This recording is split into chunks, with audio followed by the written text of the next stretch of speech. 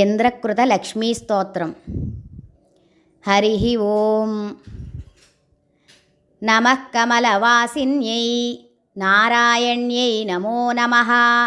కృష్ణప్రియాయై సతతం మహాలక్ష్మ్యై నమో నమః. పద్మపత్రేక్షణాయై చ పద్మాస్యాయై నమో నమః. పద్మాసనాయై పద్మిన్యై వైష్ణవ్యై చ నమో నమః. సర్వసంపత్స్వరూపిణ్యై సర్వాధారాయై నమో నమః. హరిభక్తిప్రదాత్రీ చ హర్షదాత్ర్యై నమో నమః. కృష్ణవక్షస్థితాయై చ కృష్ణేశాయై నమో నమః.